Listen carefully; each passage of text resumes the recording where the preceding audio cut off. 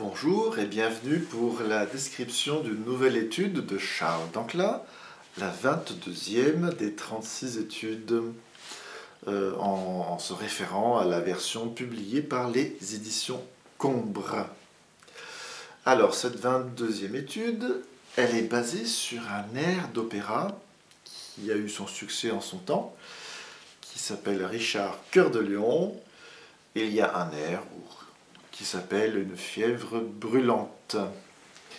Il se joue assez doucement, en dante, et c'est un mouvement lent, mais un mouvement lent qui avance quand même. Mais dans la version chantée, le chanteur chante assez posément et avec une voix assez puissante. Dans cette étude, Charles Dancla profite de ce petit tour de chant pour vous faire travailler des passages de la première position à la troisième. Et pour cela, il faut employer un moyen qui s'appelle le démanché. Le démanché qui consiste à rester sur le dernier doigt sur lequel on est resté, si on veut passer de la première à la troisième position.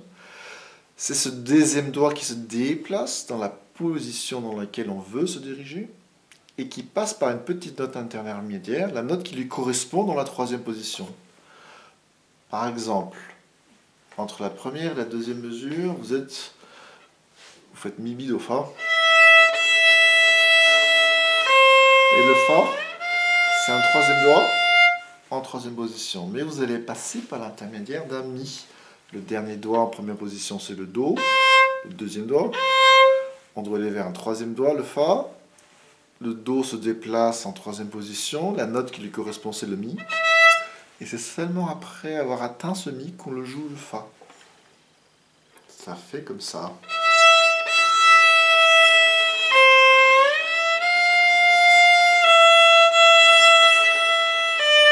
Alors vous allez me dire, ça fait pas joli, on entend des glissades et des trucs qui sont des notes qu'on n'a pas besoin.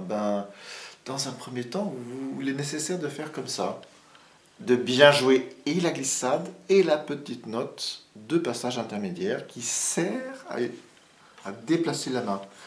Cela permet à votre main de bien faire le mouvement et de retrouver tous ces points de repère par la suite pour continuer à jouer les autres notes. Alors je reprends.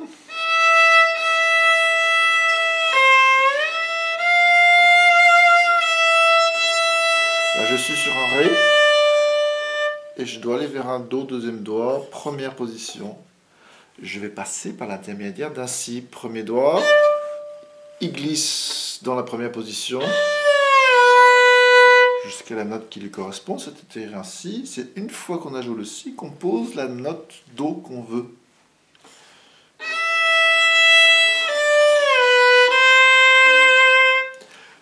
Et c'est indispensable au stade où vous en êtes, je le répète, de jouer la glissade et la note intermédiaire. Plus tard, quand vous serez bien exercé, eh bien, on entendra beaucoup moins, voire plus du tout, ni la glissade, ni la petite note intermédiaire.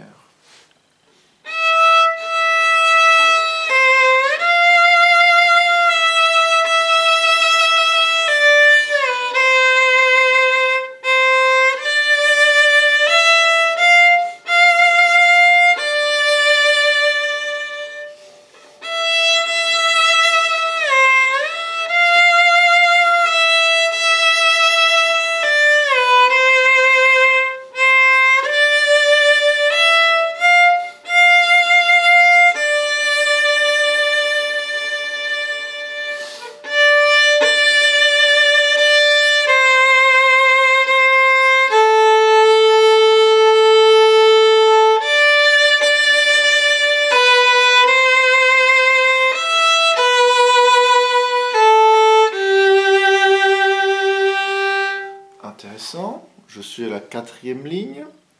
Je suis resté sur un sol. Et je dois atteindre un ré premier doigt sur la corde là. Il y a deux difficultés. D'abord un changement de position, mais également un changement de corde. Vous allez passer par un si. La dernière note sur laquelle vous restez, c'est un sol. Le troisième doigt, donc, change de position sur la même corde. On reste d'abord sur la même corde. Et on va jusqu'à la note qui lui correspond en troisième position sur cette même corde. C'est un Si. Et c'est seulement après que vous continuez avec les notes qui vous sont demandées. Donc je suis sur un Sol.